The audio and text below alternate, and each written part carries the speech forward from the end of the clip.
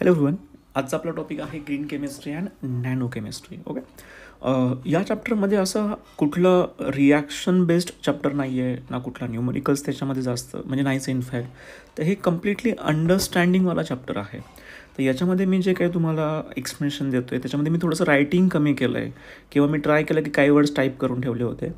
तर हे पूर्ण ऐकण्याच्या गोष्टी आहेत. हे चॅप्टर तुम्हाला समजून घेताना मी जे वर्ड्स वापरले, जे बोललं गेलं आहे ते फक्त केअरफुली ऐका आणि ते ऐकल्यानंतर तुम्ही तुमच्या लँग्वेजमध्ये सुद्धा आन्सर्स नोट डाऊन करू शकता किंवा ते आन्सर बोर्डमध्ये तुम्ही रायटिंग करू शकताय. ठीक आहे. त्यामुळे या चॅप्टरमध्ये तुम्हाला ऐकण्यावरती जास्त फोकस द्यायचा आहे, ना की स्क्रीनवरती काही रायटिंग केलं आहे का किंवा काही एक्सप्लेनेशन काही असं विषय देण्याची गरज पडलेली नाही. ठीक आहे. चला आपण चॅप्टरला सुरुवात करूया. सगळ्यात पहिल्यांदा आपण हे समजू की ग्रीन केमिस्ट्री हे एक्झॅक्टली काय असतं. बघा, समजा आपल्याला कुठलीही एखादी प्रोसेस आहे, ती प्रोसेस आपण तयार केली आहे.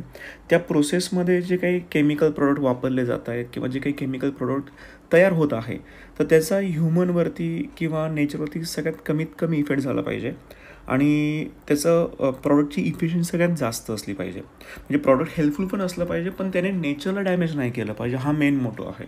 नेचरमध्ये मग ह्युमन्स पण येत आहे, ॲनिमल्स पण येत आहे, म्हणजे ओव्हरऑल सगळं एन्व्हायरमेंटला आपण प्रोटेक्ट केलं पाहिजे. तर अशा वेळेने ग्रीन केमिस्ट्रीचा यूज आपण केला. तर ग्रीन केमिस्ट्रीचा यूज केला म्हणजे एक्झॅक्टली काय, तर ग्रीन केमिस्ट्री 12 प्रिन्सिपल्स आहेत ज्यांच्याबद्दल आपण थोड्यात बोलू. त्या प्रिन्सिपलचा यूज केला तर नेचर पण डॅमेज होणार नाही आहे आणि प्रोसेसेस ज्या आहेत त्या यूज करून तुम्ही नवीन नवीन प्रोडक्ट तयार करू शकताय. फक्त केअर ही घेणं गरजेचं आहे की ह्युमन्स आणि नेचरला पण डॅमेज नाही केलं पाहिजे. ओके. त्यासाठी बघू एक्झॅक्टली या चॅप्टरमध्ये आपल्याला काय सांगितलं गेलं. सगळ्यात पहिल्यांदा त्यांनी डेफिनेशन काय सांगितली. Green chemistry is a use of chemistry for pollution prevention by environmentally conscious design of chemical product. असे केमिकल प्रोडक्ट तयार करा जे एन्व्हायरमेंटली कॉन्शियस असले पाहिजे, म्हणजे आपल्याला त्यांना एन्व्हायरमेंटला डॅमेज नाही करू द्यायचं आहे. ओके. आणि अशा process that reduces or eliminate the use of generation of hazardous substances. असे सबस्टन्स आपण यूज केले पाहिजे किंवा असे सबस्टन्स आपण तयार केले पाहिजे जे हझार्डस पण नसले पाहिजे. ओके. हा मेन मोटो आहे ग्रीन केमिस्ट्रीचा. आता ग्रीन केमिस्ट्री ही जी कॉन्सेप्ट आहे ही कोणी कॉइन केली असा तुम्हाला जो क्वेश्चन विचारला गेला. So green chemistry is coin by the scientist P.T. Anastas. Okay. Pronunciation ignore करा. P.T. अनास्टस हे सायंटिस्टने ग्रीन केमिस्ट्रीमध्ये खूप मोठा रोल प्ले केला. याच्यावर तुम्हाला MCQ विचारला जाऊ शकतो आहे. केमिस्ट्रीमध्ये हा क्वेश्चन कसा विचारेल. Green chemistry was coin by option ABCD. The correct answer is Paul T. अनास्टस. P that is for fall. Okay. So किंवा तुम्ही P.T. अनास्टस असं लक्षात ठेवा. आता हे जे काही ग्रीन केमिस्ट्रीचा मेन मोटो आहे ना, तर याचा म्हणजे याचा मेन उद्दिष्ट काय आहे. It is useful. Green chemistry helpful to reduce the impact of energy crisis. आता बघा ना, ग्लोबली आपण विचार केला तर खूप सारे एनर्जी क्रायसिस सुरू आहे. एनर्जी कमी पडते आहे किंवा एनर्जी आपण प्रिव्हेंट केली पाहिजे, टिकवून ठेवली पाहिजे, याचं आपण प्लॅनिंग करतो आहे. पोल्युशन्स भरपूर वाढलेलं आहे. त्याच्यानंतर नॅचरल जे रिसोर्सेस असतात त्यांना आपण सेव्ह केलं पाहिजे. मग बघा ना, एनर्जी क्रायसिस पण नाही झाली पाहिजे, पोल्युशन कंट्रोल राहिलं पाहिजे, नॅचरल सोर्सेस पण टिकून राहिलं पाहिजे. तर यासाठी आपल्याला काही महत्त्वाचे 12 प्रिन्सिपल्स आहेत. 12 प्रिन्सिपल्स आहेत जे आपण यूज करणं गरजेचं आहे आणि ते 12 प्रिन्सिपल्स कुठले आहेत आपण डिस्कस करू. आणि हे 12 प्रिन्सिपल आपल्याला कोणी सांगितलेले आहेत तर सायंटिस्ट अनास्टस यांनी. तर बघू एक्झॅक्टली ह्या प्रिन्सिपल्सबद्दल एक्झॅक्टली आपल्याला काय माहिती करून घ्यायचं आहे. ते माहिती करण्याच्या आधी एक कॉन्सेप्ट आहे सस्टेनेबल डेव्हलपमेंट. बघा, आता हे सस्टेनेबल डेव्हलपमेंट काय असतं मला सांगा. सपोज आज आपण फक्त आपलाच विचार केला. फॉर एक्झाम्पल प्रत्येक कंट्रीने त्यांचा विचार केला की त्यांना हवं तेवढं एनर्जी यूज केली जाते आहेत. नॅचरल सोर्सेस जे आहेत, फॉर एक्झाम्पल जे काही पेट्रोल, केरोसिन किंवा क्रूड ऑइल आपल्याला मिळतं आहे त्याचा आपण भरपूर यूज करून घेतला तर प्रॉब्लेम काय होणार माहिती का, तर ते आपल्या नेक्स्ट जनरेशनला ते अवेलेबल राहणार नाही आहे. म्हणजे नेक्स्ट जनरेशनचे प्रॉब्लेम्स होऊ शकतात जर त्यांना आपण हे सोर्सेस अवेलेबल करून दिले नाही तर. म्हणजे अशी डेव्हलपमेंट करणं गरजेचं आहे जी सस्टेनेबल आहे. आणि सस्टेनेबल डेव्हलपमेंट म्हणजे काय, जी सध्याच्या म्हणजे फॉर एक्झाम्पल आपली जी गरज आहे ती पूर्ण पण केली पाहिजे, पण फ्युचर जनरेशनला प्रॉब्लेम नाही झाले पाहिजे. बघा, मग त्यांनी काय सांगितलं, एकदम सिम्पल लँग्वेजमध्ये त्यांनी समजून सांगितलं आहे की sustainable development is the development that meets the need of present. आत्ताची नीड पूर्ण करतं आहे without compromising the ability of future generation to meet their own need. म्हणजे फ्युचर जनरेशनची जी काही नीड आहे ती पण आपण कॉम्प्रोमाइज नाही करायची, प्लस आपली पण नीड पूर्ण करायची. मग ही सस्टेनेबल डेव्हलपमेंट होण्यासाठीच तर आपल्याला त्या 12 प्रिन्सिपलचा यूज करायचा. तर 12 प्रिन्सिपल कुठले आपण तर डिस्कस करू. Okay, so one by one त्यांची मी तुम्हाला आधी नावं सांगतो. हे 12 प्रिन्सिपल्स कुठले कुठले असतात. Number 1, prevention of waste or by product. Second, atom economy. Next, less hazardous chemical synthesis. Design safer chemicals, use of safer solvent and auxiliaries, design for energy efficiency, use of renewable feedstock, reduce derivatives, that is minimization of steps, use of catalysis, design for degradation, real-time analysis, pollution prevention आणि safer chemistry for accident prevention.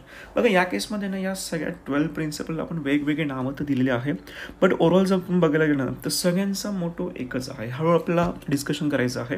तर आपण one by one आता discussion करू. सगळ्यात पहिल्यांदा आपण discuss करू की what is mean by prevention of waste or prevention of by product. याचा अर्थ काय असतो बघा.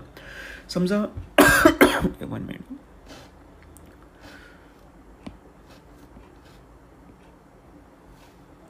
फाईन. आता हे समजून घ्या की प्रिव्हेन्शन ऑफ वेस्ट म्हणजे एक्झॅक्टली काय असतं. आपण काय केलं पाहिजे माहिती का, एखादी कुठली पण प्रोसेस असेल त्या प्रोसेसचं जे काही बाय प्रोडक्ट असतं ते शक्यतो बाय प्रोडक्ट तयार झालंच नाही पाहिजे, असं काहीतरी आपण प्रोसेस तयार केली पाहिजे. त्याला म्हटलं जातं झिरो वेस्ट टेक्नॉलॉजी. इथे मी एक शॉर्टकट मेन्शन करतो आहे, ZWT. ZWT म्हणजे काय असतं, झिरो वेस्ट टेक्नॉलॉजी. म्हणजे वेस्ट प्रोडक्ट हे झिरो झालं पाहिजे किंवा झिरो होत नसेल तर कमीत कमी तरी असलं पाहिजे. आता फॉर एक्झाम्पल हे आपण कसं करू शकतो, मी तुम्हाला काही एक्झाम्पल सांगतो. आता मला सांगा, जे थर्मल पॉवर प्लांट्स असतात किंवा थर्मल पॉवर स्टेशन असतात, थर्मल पॉवर स्टेशनचा आपण विचार केला तर त्या केसमध्ये भरपूर प्रमाणात चारकोलचा यूज केला जातो. एकच मिनिट. थर्मल पॉवर स्टेशन याच्यामध्ये भरपूर प्रमाणात चारकोलचा यूज करतात, त्याच्यापासून हीट केलं जातं. पण मला एक सांगा, चारकोल हीट करून त्याचा वापर तर केला जातो पण खूप साऱ्या प्रमाणात बाय प्रोडक्ट मिळतं आपल्याला ॲश. मग हे जे काही ॲश आहे हे तर एक प्रकारे वेस्ट प्रोडक्ट झालं आणि हे वेस्ट प्रोडक्ट आपल्याला नेचरला काहीतरी डॅमेजेस करणार आहे. मग हे जे काही वेस्ट प्रोडक्ट आहे, this ash, this bottom ash can be used as a raw material for cement industry. Okay, this can be use for cement industry. Cement industry असेल किंवा जे काही ब्रिक्स असतात ना, वीट म्हणतो आपण त्याला, तर ब्रिक्स किंवा सिमेंट इंडस्ट्रीमध्ये ॲशचा वापर केला जातो. आता हे जे काही ॲश आहे हे सिमेंट किंवा ब्रिक्ससाठी ॲज अ स्टार्टिंग मटेरियल आहे, बट ते एक प्रकारचं बाय प्रोडक्ट आहे, वेस्ट प्रोडक्ट आहे कोणाचं, थर्मल पॉवर स्टेशनचं. मग थर्मल पॉवर स्टेशनचं वेस्ट मटेरियल आपण एखाद्या नवीन इंडस्ट्रीसाठी ॲज अ स्टार्टिंग मटेरियल म्हणून यूज करू शकतो. हा झाला एक महत्त्वाचं त्याचा पर्पज. याला म्हणतो आपण झिरो वेस्ट टेक्नॉलॉजी. म्हणजे आपण काय करतो आहे, एखाद्या इंडस्ट्रीचं वेस्ट प्रोडक्ट हे मे बी दुसऱ्या एखाद्या इंडस्ट्रीचं स्टार्टिंग रॉ मटेरियल पण राहू शकते, असं आपण प्लॅनिंग केलं पाहिजे, अशा आपण प्रोसेस डिझाईन केलं पाहिजे. सेकंड थिंग, आपण ते फक्त थर्मल पॉवर स्टेशनचं बोललो. समजा एखादी अजून एक दुसरी इंडस्ट्री आहे, त्यामध्ये मशिनरी पार्ट जे क्लीन केले जातात. मग ते मशिनरी पार्ट्स जे क्लीन केले जात आहे तिथून जे इफ्लुएंट जे काही वेस्ट बाहेर पडतं आहे, that waste may be used as a coolant. That waste may be used as a coolant for thermal power station. आता थर्मल पॉवर स्टेशनमध्ये tremendous amount of energy produce होते, एवढं हीट प्रोड्यूस होते. हीट कंट्रोल पण झाली पाहिजे आणि heat control करण्यासाठी आपल्याला गरज कोणाची आहे, आपल्याला कूलंटची गरज आहे. मग हे असं कूलंट जे वापरलं जाणार आहे किंवा कूलंट जे वापरलं गेलं पाहिजे ते आपण कुठून आणलं पाहिजे, तर मोस्ट ऑफ द इंडस्ट्रीचं जे काही वेस्ट वॉटर असतं किंवा मशिनरी पार्ट्स क्लिनिंगसाठी जे काही इफ्लुएंट वापरलं जातं, that effluent can be used as a coolant for thermal power station. So हे झालं, याला बोलतात झिरो वेस्ट टेक्नॉलॉजी. जे वेस्ट वाचवलं गेलं पाहिजे हे मेन मोटो आहे. हे झालं पहिलं. दुसरं थोडंसं महत्त्वाचं आहे, त्याला आपण नाव दिलं आहे ॲटम इकॉनॉमी. आता हे ॲटम इकॉनॉमी म्हणजे एक्झॅक्टली काय असतं माहिती का, की मोस्ट ऑफ द रिॲक्टंट हे कन्वर्ट झालं पाहिजे प्रॉडक्टमध्ये. म्हणजे इनफॅक्ट आपण तेच बोलतो पुन्हा की बाय प्रोडक्टच तयार नाही झालं पाहिजे. जेवढं आपण रिॲक्टंट यूज करतोय ना, तो मॅक्झिमम रिॲक्टंटचं प्रॉडक्टमध्ये कन्वर्ट झाला तर याचा अर्थ ऑब्व्हियसली बाय प्रोडक्टच तयार होणार नाही आहे. समजते का मी काय सांगतोय.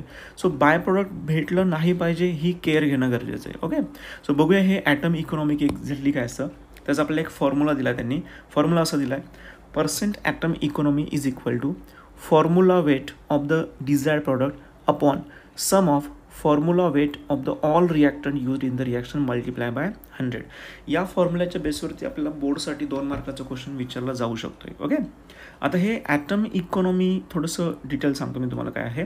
Item economy exactly it's a measure of amount of atoms from the starting materials that are present in the useful product at the end of chemical process.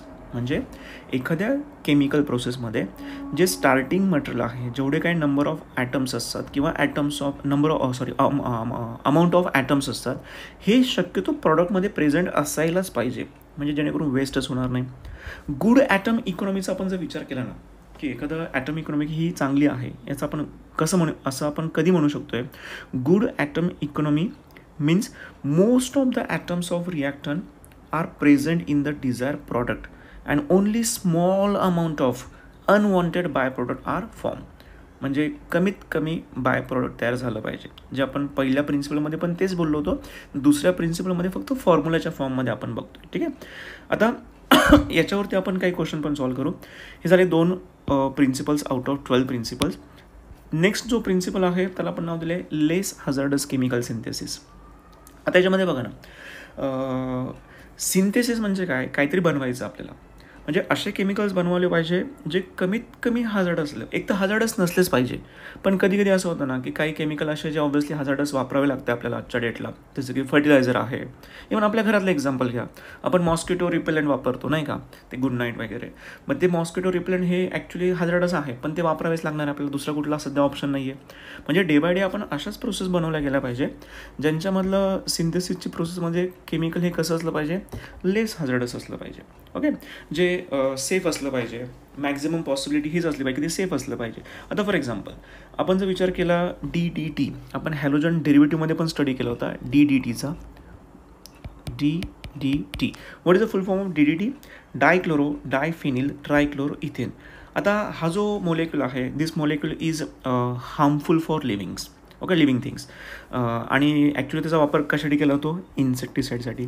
So इन्सेक्टिसाईडसाठी आपण त्याचा वापर तर करतोच आहे, तो वापरणं गरजेचं आहे, बट तो ह्युमनसाठी हार्मफुल पण आहे.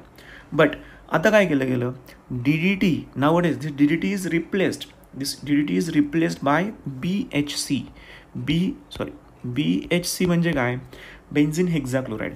आणि हा बेन्झिन हेक्झाक्लोराईड सध्या काय म्हणून वापरला जातो आहे, ॲज अ इन्सेक्टिसाईड.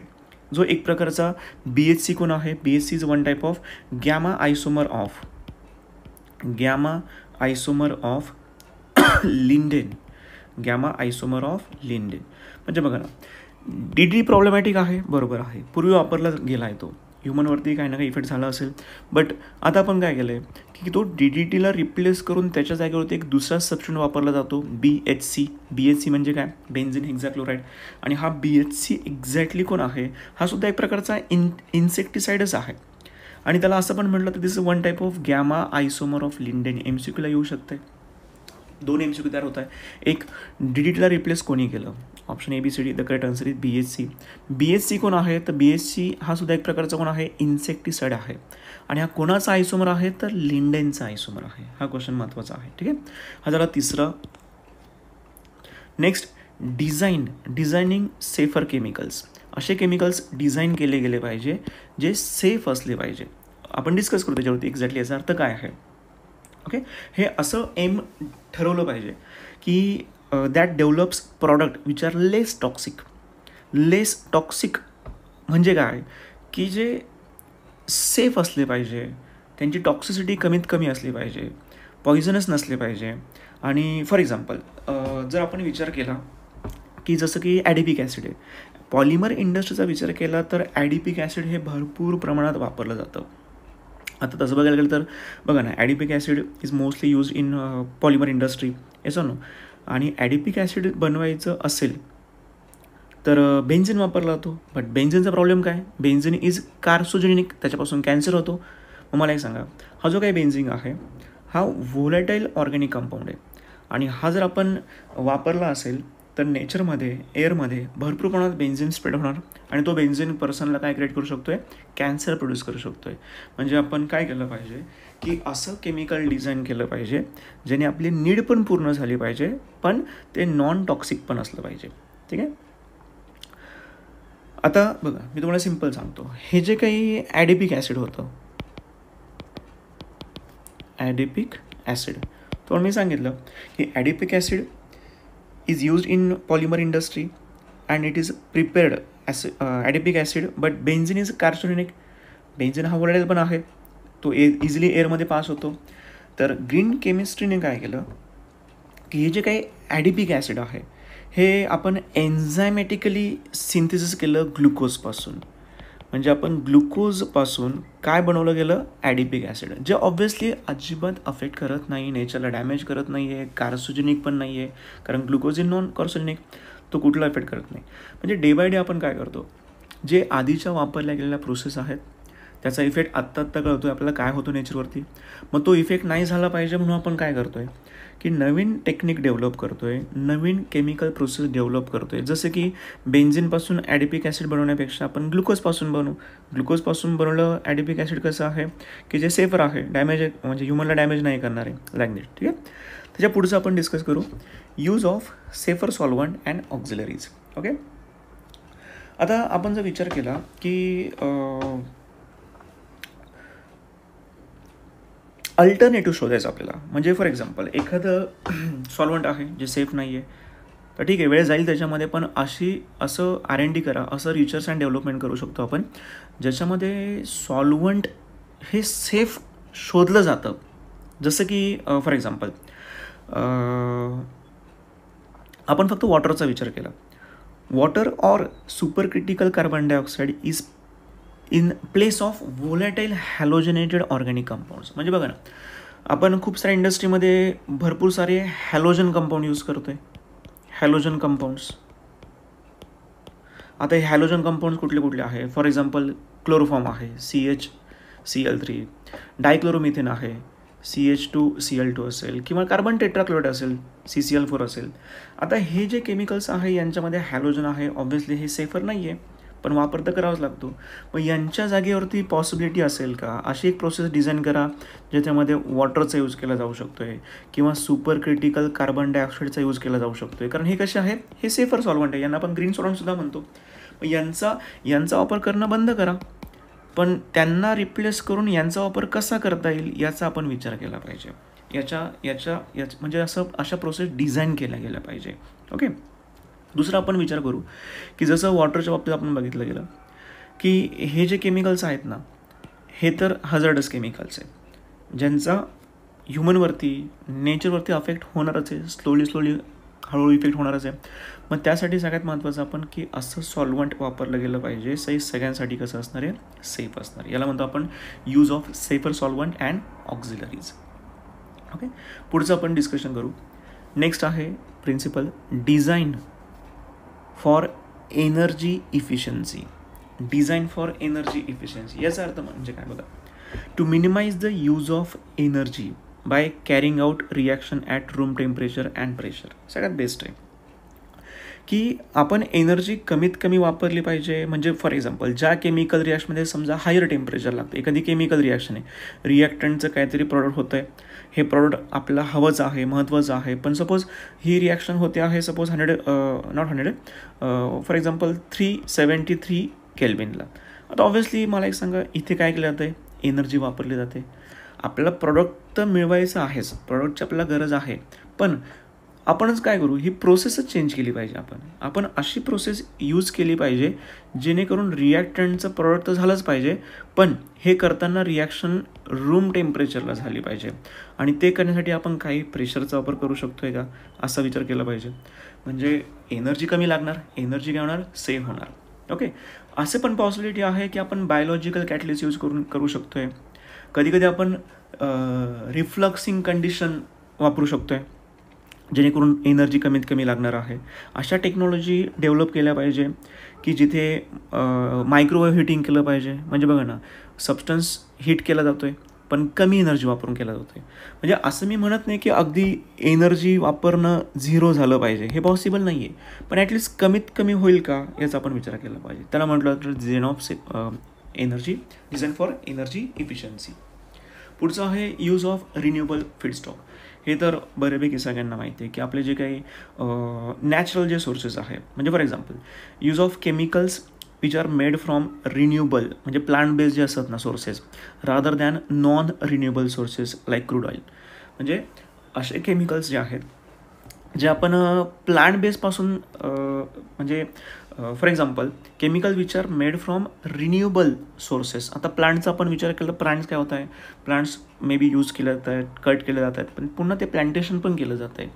त्याच्यानंतर नॉन रिन्युएबलचा आपण विचार केला तर क्रूड ऑइल. तर क्रूड ऑइलचा आपण कमीत कमी वापर केला पाहिजे. हे जे काही क्रूड ऑइल आहे हे कधी ना कधी संपणार आहे, पण असे आपण सोर्सेस वापरले पाहिजे जे रिन्युएबल सोर्सेस आहे, जे कधीही संपणार नाही आहे, ते पुन्हा पुन्हा प्रोड्यूस होत राहतील. आता क्रूड ऑइल जर संपून गेलं तर आपल्याकडे पुन्हा क्रूड ऑइल अवेलेबल होणार नाही आहे, मग पुन्हा एनर्जी क्रायसिस वाढतील, ते नाही झाले पाहिजे. Okay, so use of renewable sources such as agriculture or biological products. Next principle, reduce derivatives or you can say minimization of steps. बघा, most of the organic synthesis, म्हणजे ज्या ऑर्गॅनिक केमिकल बनवण्याची जी process असते त्याला आपण म्हणतो organic synthesis. या organic सिंथेसिसमध्ये number of steps कमीत कमी असल्या पाहिजे. काही केमिकल रिॲक्शन करताना आपल्याला आता ठीक आहे आपण 11-12चं रिॲक्शन बघतो, 1, 2, 3 स्टेपमध्ये रिॲक्शन होऊन जाते, but some chemical reaction required number of steps, 7 step, 8 step, 9, 10 steps, एवढ्या सगळ्या स्टेप्स असतात. आणि या स्टेप्स का होतात माहिती आहे का एवढ्या सगळ्या? सर तुम्ही म्हणा की या स्टेप्स एवढ्या का लागतात, कमी स्टेप का होऊ शकत नाही? कारण बघा, काही जे इम्पॉर्टंट ग्रुप्स असतात ना, म्हणजे जे मेन ग्रुप्स असतात एखाद्या केमिकलमधले, त्या ग्रुपला काय केलं गेलं पाहिजे, प्रोटेक्ट केलं पाहिजे. आणि त्या ग्रुपला प्रोटेक्ट करण्यासाठीच काय वाढून जातात, नंबर ऑफ स्टेप्स वाढतात. नंबर ऑफ स्टेप्स वाढण्यामागचं मेन पर्पज काय, की काही इम्पॉर्टंट ग्रुप्सला आपल्याला काय करायचं असतं, प्रोटेक्ट करायचं असतं. मग आपण अशा काही केमिकल प्रोसेस डिझाईन करू शकतो आहे का की जेणेकरून इम्पॉर्टंट ग्रुपचं प्रोटेक्शनसुद्धा होणार आणि नंबर ऑफ स्टेप्स कमीत कमी होतील. मग तसं त्यांनी एक एक्झाम्पल दिलं आपल्याला. एक्झाम्पलमध्ये काय सांगितलं माहिती का, 1 मिनिट, फाईन. त्यांचं असं म्हणणं आहे की synthesis of M hydroxy benzoic acid, M hydroxy benzoic acid, M-hydroxybenzoic acid from M-hydroxybenzylaldehyde, from M-hydroxybenzylaldehyde. आता बनवायचं काय आहे, एम हायड्रॉक्सी बेन्झोइक ॲसिड, आणि हे कोणापासून बनवायचं आहे, एम हायड्रॉक्सी बेन्झाइलपासून. पण याच्यामध्ये काय होतं, ग्रुपला प्रोटेक्ट करण्यासाठी अननेसेसरी स्टेप्स वाढतात, ज्या अननेसेसरीच्या आपण काय केलं पाहिजे, कमी केल्या पाहिजे. आता अननेसेसरी स्टेप्स जर आपण कमी केल्या तर ऑब्व्हियसली फायदा काय होणार, तर बघा केमिकल्स कमी वापरले जातात कारण स्टेप्स कमी झाल्यात, आणि केमिकल जेवढे कमी होतील तेवढं हॅझर्डस इफेक्टसुद्धा कमी झालेले आहेत. कॉस्टचं ठीक आहे, आपल्याला ग्रीन केमिस्ट्रीमध्ये कॉस्टचा विचार नाही करायचा आहे, बट इव्हन कॉस्ट पण आपली वाचणार आहे. अननेसेसरी स्टेप्स, मग तुम्ही म्हणा की सर मग या रिॲक्शन अशा करतातच का बरं, तर मोठं तोच आहे की काही केमिकल रिॲक्शन, म्हणजे फॉर एक्झाम्पल आपला एम हायड्रॉक्सी बेन्झोइक ॲसिड तर लागणारच आहे, त्याला बनवावं लागणारच आहे. पण सध्या काय होतं आहे की तुम्ही त्याला एम हायड्रॉक्सी बेन्झाइलपासून बनवताय आणि ते होताना त्याच्यामध्ये एन नंबर ऑफ स्टेप्स आहेत, नंबर ऑफ स्टेप्स खूप जास्त आहे. तर ह्या स्टेप्स काय झाल्या पाहिजे, कमीत कमी झाल्या पाहिजे. त्यासाठी नवीन काही प्रोसेस डिझाईन करता येईल का, नवीन काही टेक्निक वापरता येईल का, काही बायोकॅटॅलिक रिॲक्शन करता येऊ शकतं आहे का, जेणेकरून स्टेप्स काय होतील, कमीत कमी होतील.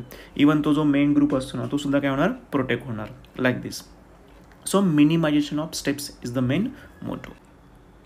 Next principle, design for degradation. आता याचा मिनिंग आपल्याला काय घ्यायचं आहे, सपोज आपण एखादं केमिकल तयार केलं आहे ज्याचा वापर केला जातो आहे आणि तो वापर केल्यानंतर ते सपोज प्रेझेंट आहे नेचरमध्ये, सपोज ते केमिकल प्रेझेंट आहे नेचरमध्ये, पण ते केमिकल नेचरमध्ये किती दिवस प्रेझेंट असलं पाहिजे, ते लाईफ लाँग जर नेचरमध्ये प्रेझेंट असेल ऑब्व्हियसली नेचरला काय होणार, डॅमेज होणार. याचा अर्थ काय की ते प्रॉडक्ट जे नेचरमध्ये सध्या प्रेझेंट आहे नॅचरली त्या प्रॉडक्टचं काय झालं पाहिजे, डिग्रेडेशन झालं पाहिजे.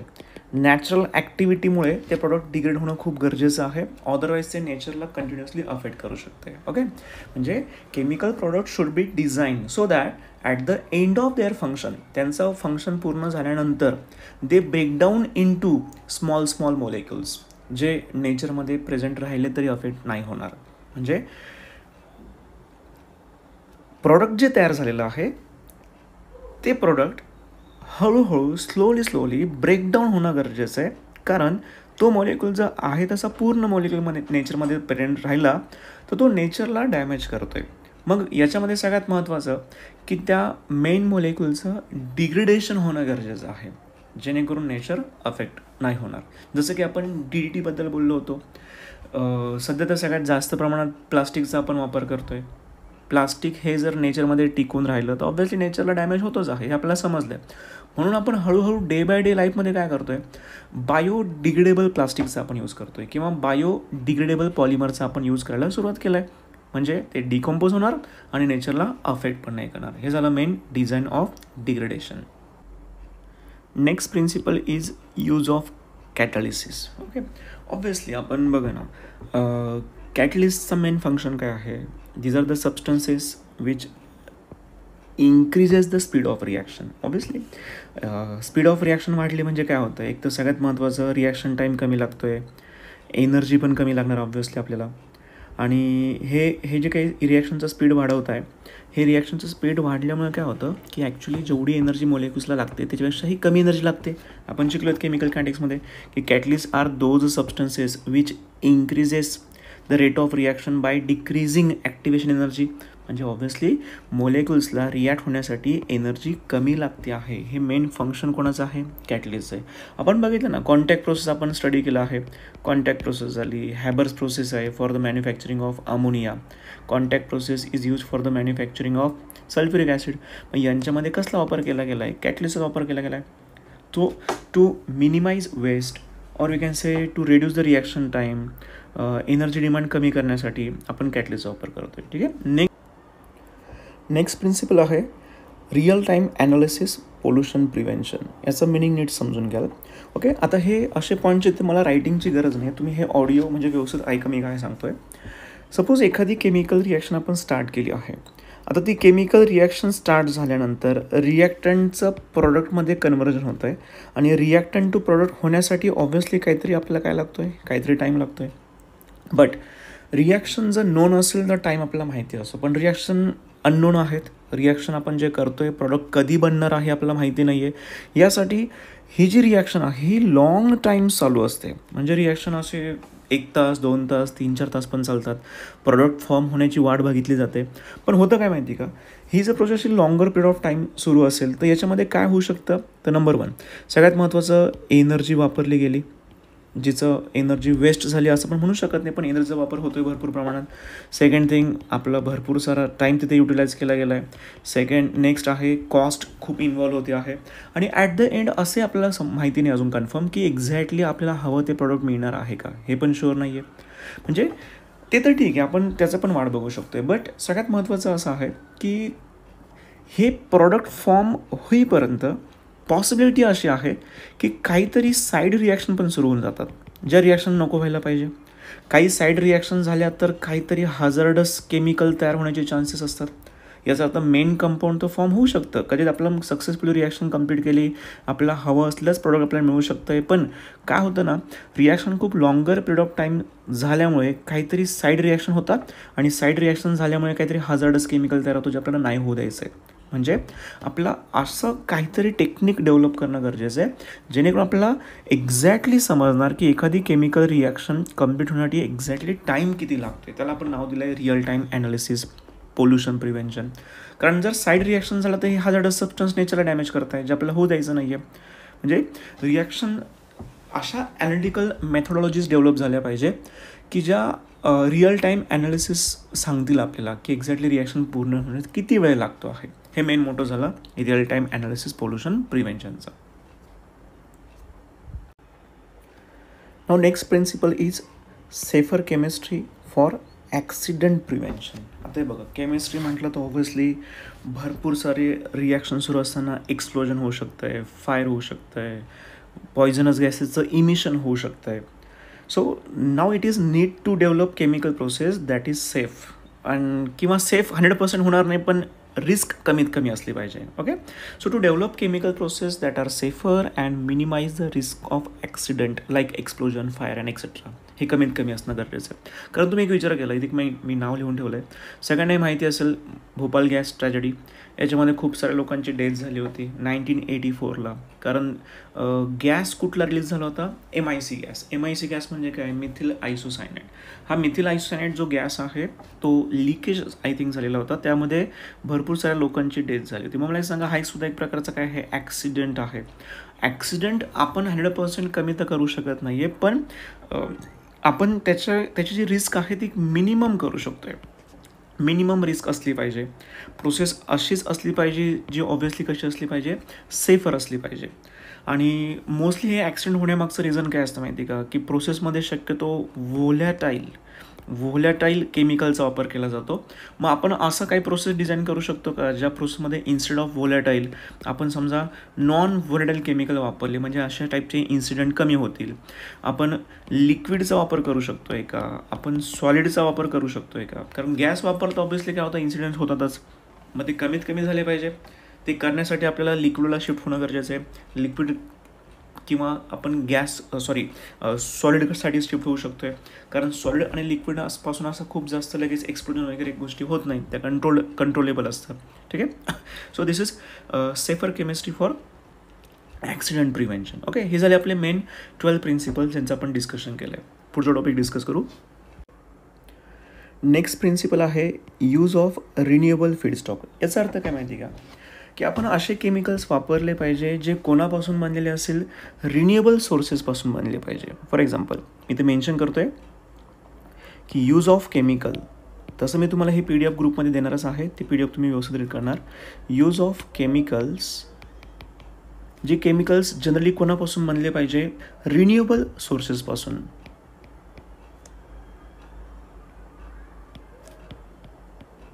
ओके, रिन्युएबल सोर्सेसपासून जे केमिकल्स बनवले गेले आहेत तेच जनरली आपण वापरले पाहिजे.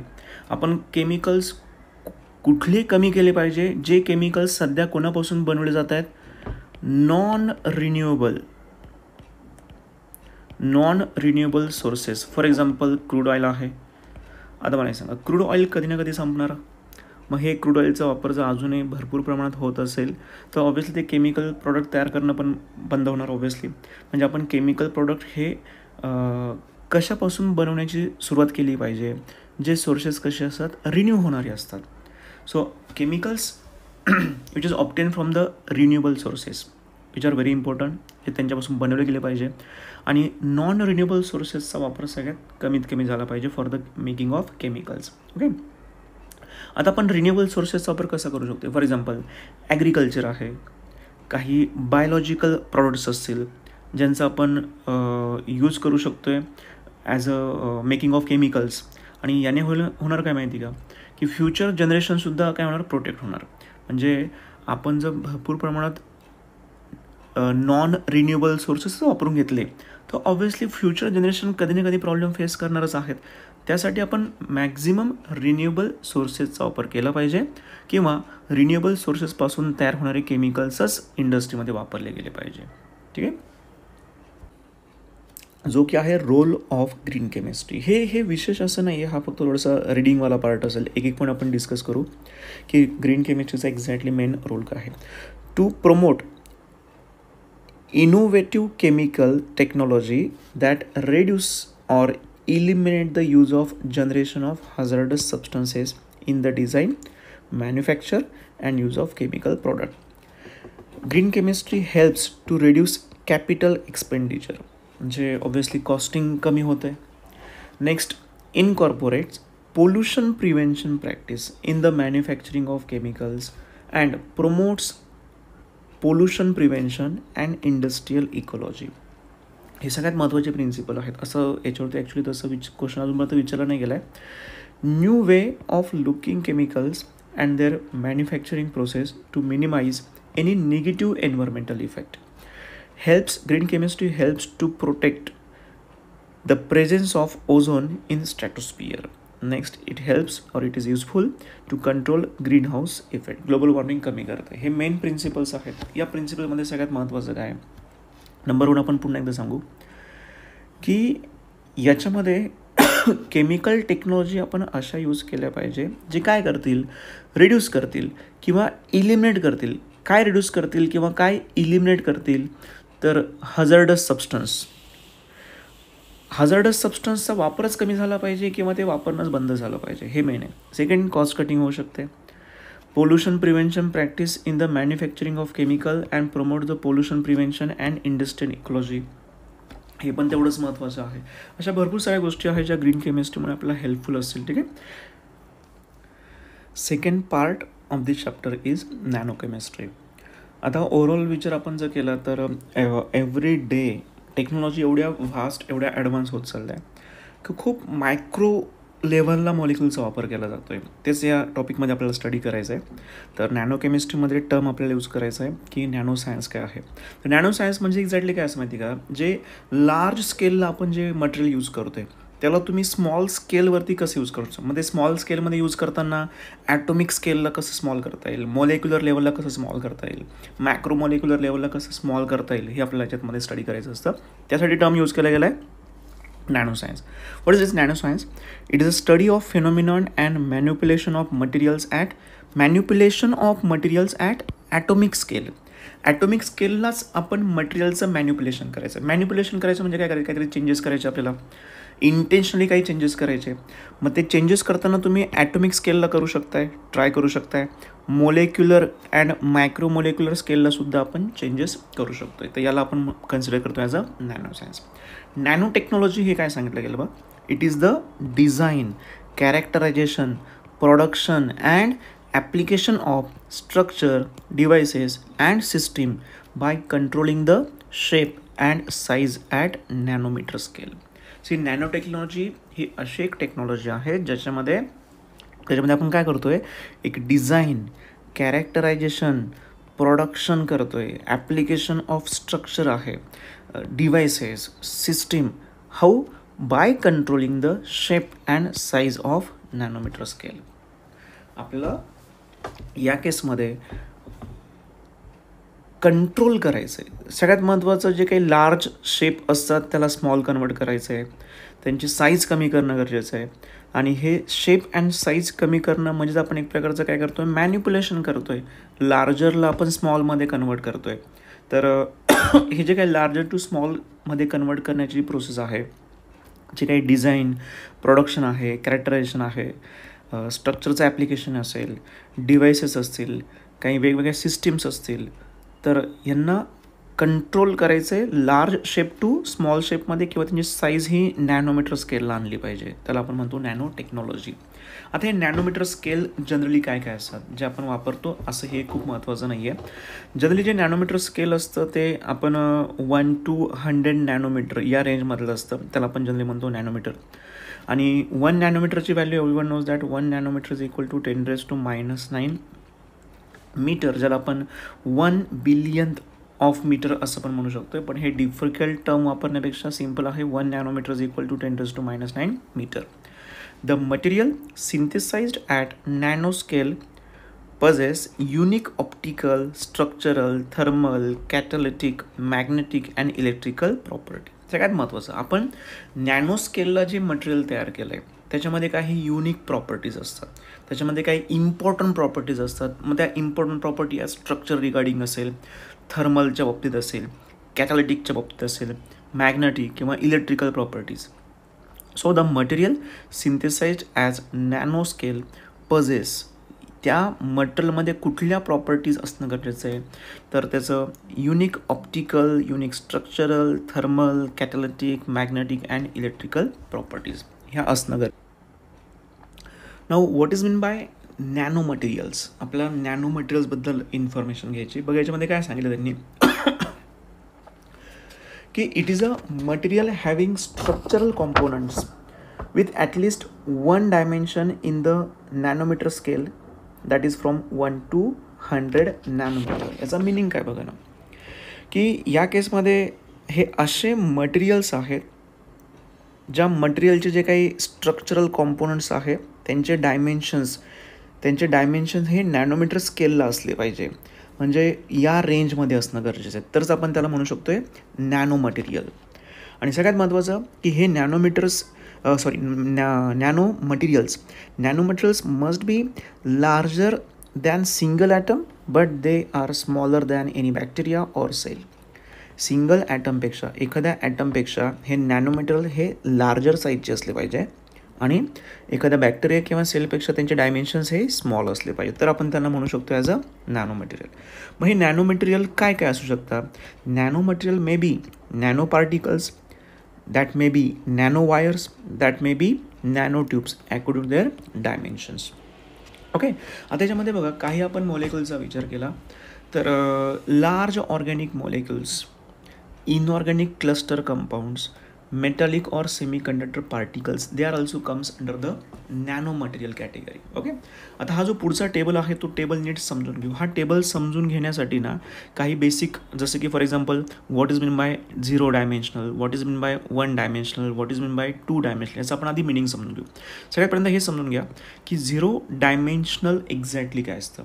0 डायमेन्शनल नॅनो स्ट्रक्चर हे आपण कोणाला बोललं पाहिजे, तर nano पार्टिकल्सला. Second thing, 0 dimensional structure is the one in which all 3 dimensions are in the nanoscale. म्हणजे 0 dimensional structure हे असं स्ट्रक्चर आहे ज्याच्यामध्ये in which all 3 dimensions are in nanoscale. या स्केलमध्येच असले पाहिजे. त्याचे तिघही डायमेन्शन या स्केलमध्ये असतील तरच आपण त्यांना काय म्हणू शकतोय, 0 dimensional. all three dimensions are less than 100 nanometre. मग याच्यामध्ये काय काय येतं, याचे टाईप कुठले कुठले आहेत, त्याच्यामध्ये नॅनो पार्टिकल्स आहे, काही क्वांटम डॉट्स आहेत, नॅनो शेल्स आहे, नॅनो रिंग आहे, मॅक्रो कॅप्सूल्स आहेत. यांना सगळ्यांना आपण कन्सिडर करतो ॲज अ 0 डायमेन्शन. MCQला विचारलं जाऊ शकतं की which of the following nano material comes under the category 0 dimension. तर 0 डायमेन्शनच्या अंडर कोण कोण येतं आहे, nano particles, quantum dots, nano shell, nano rings and micro capsules. त्याच्यानंतर 1 डायमेन्शन, हे 1 डायमेन्शनल म्हणजे एक्झॅक्टली काय असतं बघा. 1 डायमेन्शनल नॅनो स्ट्रक्चर आपण कशाला बोललं पाहिजे, ज्याच्यामध्ये नॅनो वायर्स किंवा नॅनो रॉड्स असतात. इथे आपण मेन्शन केलं आहे नॅनो वायर्स, नॅनो ट्यूब, काही फायबर आहे आणि नॅनो रॉड्ससुद्धा आहेत. नॅनो रॉड्स हा वर्ड लक्षात ठेवा, तो डिसअपिअर होईल. ओके, आता हे 1 डायमेन्शनल नॅनो स्ट्रक्चर हे असं असतं की ज्याच्यामध्ये 2 dimensions are in the nano scale. जसं बघा ना, इथे तिघही डायमेन्शन्स नॅनो स्केलच्या अंडर यायचे, म्हणजे याच्यापेक्षा त्यांची व्हॅल्यू नेहमीच कमी असायची. याच्यामध्ये फक्त काय की 2 डायमेन्शन्स असे आहेत जे फक्त लेस दॅन 100 नॅनोमीटरच्या आत असले पाहिजे. मग त्याच्यामध्ये एक्झाम्पल कुठले कुठले आहेत, nano tubes, fibres, nano wires आहेत. आणि पुढची कॅटेगरी आहे ज्याला आपण बोलतोय 2 डायमेन्शनल, ज्याच्यामध्ये एक्झाम्पल आहे थिन फिल्म्स आहेत, थिन लेयर्स असतात किंवा थिन कोटिंग्स असतात. हे कुठल्या कॅटेगरीच्या अंडर येत आहे, ज्यांचे डायमेन्शन हे आहे 2 डायमेन्शन. मग हे 2 dimensional nano structure are those structure in which 1 dimension is in nano scale. एकच डायमेन्शन आहे जे फक्त नॅनो स्केलला येणार आहे. ओके, तसं याच्यावरती काही कुठला क्वेश्चन तयार होत नाही. हे मे बी तुम्हाला डायमेन्शनवाला पार्ट थोडं कन्फ्युजन क्रिएट करू शकत आहे, बट तुम्हाला लक्षात काय ठेवायचं आहे की हे सगळे जे आहेत टाईप्स हे कोणाच्या अंडर येत आहे, 0 डायमेन्शनच्या under. Nano tubes, fiber, nano wires हे 1 डायमेन्शनच्या अंडर येत आहे. थिन फिल्म्स, लेयर्स किंवा कोटिंग्स हे कोणाच्या अंडर येत आहे, 2 डायमेन्शन्स. हे तुम्हाला लक्षात ठेवायचे, बाकीचं विशेष नाही केलं तरी चालणार. ओके, नेक्स्ट आहे नॅनो केमिस्ट्री. आपण नॅनो केमिस्ट्री समजून घेऊ. बघा ना, नॅनो केमिस्ट्री हा वर्डच तुम्हाला सांगतो आहे की नॅनो सायन्स आणि केमिस्ट्री या दोघांचं काय आहे, ते कॉम्बिनेशन आहे. आणि हे कॉम्बिनेशन करून त्याचा यूज कसा करून घेतला तो आपण डेफिनेशनच्या फॉर्ममध्ये समजून घेऊ. It is a combination of chemistry and nano science which deals with the design and synthesis of materials of nano scale. Chemistry आणि नॅनो सायन्स यांचं कॉम्बिनेशन करून असे मटेरियल सिंथेसाइज केले पाहिजे, असे मटेरियल डिझाईन केले पाहिजे जे नॅनो स्केलला असले पाहिजे. नॅनो स्केलला असले पाहिजे म्हणजे काय, ज्यांची रेंज ही 1 to 100 नॅनोमीटर या रेंजमधली असली पाहिजे. काय सांगितलं मी, 1 to 100 नॅनोमीटर या स्केलला आपण काय बोलतो, नॅनो स्केल. सो केमिस्ट्रीचा वापर करून आणि नॅनो सायन्सचा यूज करून असे मटेरियल सिंथेसाइज करा, असे मटेरियल डिझाईन करा जे नॅनो स्केलला असले पाहिजे, ज्यांची साईज आणि शेप ऑब्व्हियसली कशी असणार आहे, डिफरंट असणार आहे, with different size and shape, different structure and composition and their organisation in functional architecture. त्या प्रत्येकाचं फंक्शनल आर्किटेक्चर त्यांचं ऑर्गनायझेशन जे आहे ते डिफरंट असलं पाहिजे किंवा डिफरंट असू शकते. ठीक आहे. Nano chemistry is used in chemical, physical, material science as well as engineering, biological and medicinal application. Medicinal application तर सगळ्यात बेस्ट आहे. मी थोडं एक्झाम्पल सांगतो बघा. समजा आपण जे सनस्क्रीन वापरतो ना,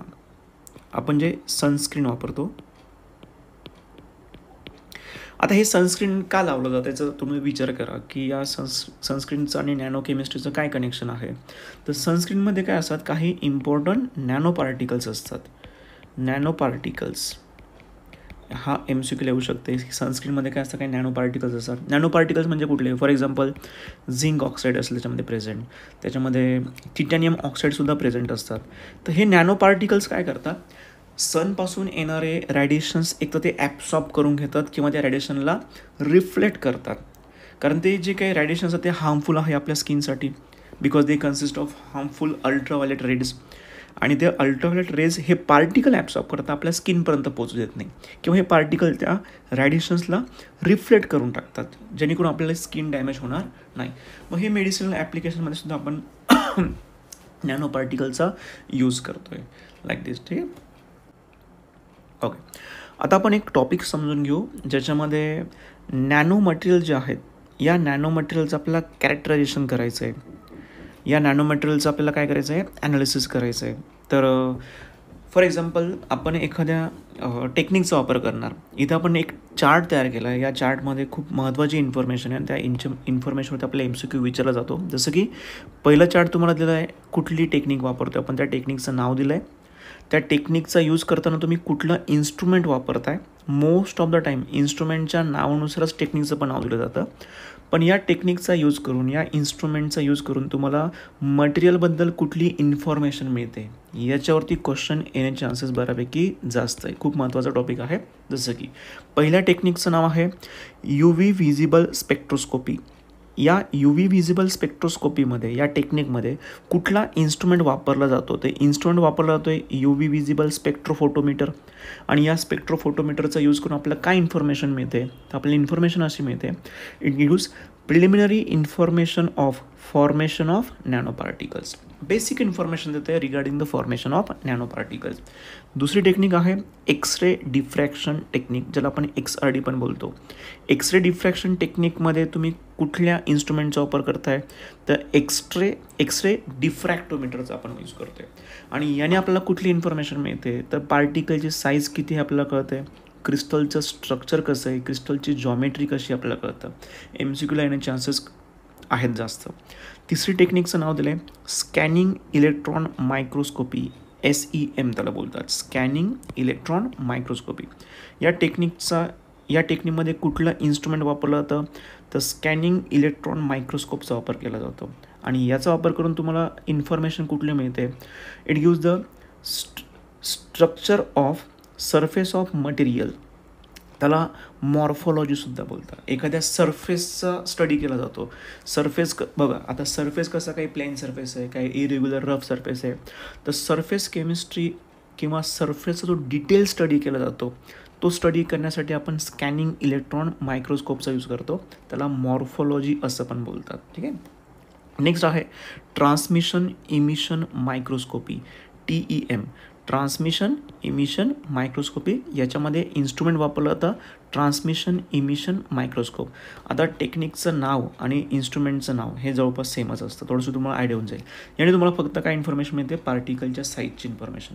तसं एक्सरे पण तुम्हाला पार्टिकलची साईज देतो, पण अपार्ट फ्रॉम पार्टिकल साईज तुम्हाला तो क्रिस्टल स्ट्रक्चर पण सांगतो, त्याची जॉमेट्री पण सांगतो. फक्त पार्टिकल साईज हवी असेल तुम्हाला ट्रान्समिशन इमिशन मायक्रोस्कोपीचा यूज करणं गरजेचं आहे. त्याच्या पुढचं आहे फोरियर ट्रान्सफॉर्म इन्फ्रारेड स्पेक्ट्रोस्कोपी. आता फोरियर हे सायंटिस्टचं नाव होतं. त्यांनी एक इन्फ्रारेड स्पेक्ट्रोस्कोपी तयार केली होती, ज्याच्यामध्ये आपण इन्स्ट्रुमेंट यूज करतो आहे फोरियर ट्रान्सफॉर्म इन्फ्रारेड स्पेक्ट्रोफोटोमीटर. या स्पेक्ट्रोफोटोमीटरचा यूज आपण केला तर आपल्याला कुठली इन्फॉर्मेशन मिळते about the absorption of functional groups and binding nature. एखादा फंक्शनल ग्रुप आपल्याला बेन्झिनवरती जोडायचा आहे, एखादा फंक्शनल ग्रुप कुठे अटॅच करायचा आहे, तर तो ग्रुप ॲब्सॉर्ब होतो आहे का. So it gives the information about absorption of functional group and binding nature. तो किती टाईटली बाइंड होतो आहे, लूजली बाइंड होतो आहे, त्याला बाइंड होण्यासाठी किती एनर्जी लागते, या रिगार्डिंग इन्फॉर्मेशन आपल्याला कुठली टेक्निक देते, FTIR, ज्याला म्हटलं जातं Fourier transform infrared spectroscopy. Okay, या खूप महत्त्वाच्या टेक्निक्स आहेत, यांच्यावरती क्वेश्चन येण्याचे चान्सेस खूप जास्त आहेत. ओके, आता आपण डिस्कशन करूया नॅनो मटेरियलचे ॲप्लिकेशन्स कुठे कुठे असतात. Okay, so there are lots of applications, but आपल्या सिलेबस पॉईंट ऑफ व्ह्यू आपण डिस्कस करू.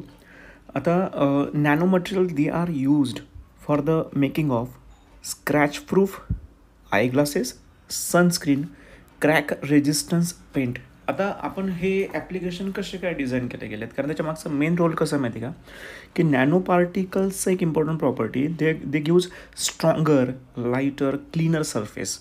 आणि हे stronger surface, lighter surface, cleaner surface produce झाल्यामुळे त्यांचा वापर केला गेला आय ग्लास बनवण्यासाठी किंवा सनस्क्रीनमध्ये वापरले जातात, आणि क्रॅक रेजिस्टन्स पेंटमध्ये पण यांचा वापर केला जातो. ठीक आहे. इलेक्ट्रॉनिक डिव्हाइसेसच्या बाबतीत बघायला गेलं तर याच्यामध्ये मॅग्नेटो रेजिस्टिव्ह, एम म्हणजे काय, magneto resistive random access memory. आपल्याला रॅम तर ऑलरेडी माहिती आहे सगळ्यांना, random access memory. So magneto resistive random access memory यासाठी आपण यूज करतो आहे, की नॅनो पार्टिकलचा यूज करतो या मेमरीसाठी.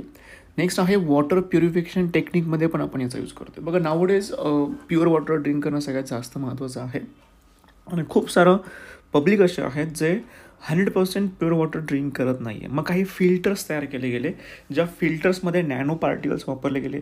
For example, silver nano particles वापरले गेले, जे पार्टिकल्स बॅक्टेरिया डिसइन्फेक्टंटला काय करतात, इझिली रिमूव्ह करतात.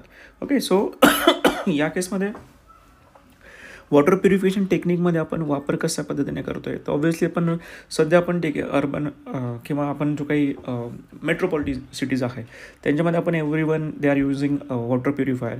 बट अशा काही कंट्रीज आहेत जिथं वॉटर अगदी 100% प्युअर अवेलेबल नाही आहे किंवा तेवढा तो अवेअरनेस पण नाही आहे.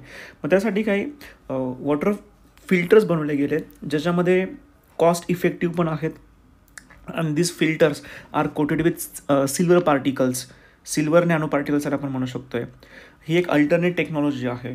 ठीक आहे. Silver nano particles acts as a highly effective bacteria disinfectant which removes coli from the water. E coli म्हटलं त्याला, तर एक बॅक्टेरियाचा प्रकार आहे जो वॉटरमधून इझिली काय होतो, रिमूव्ह होतो.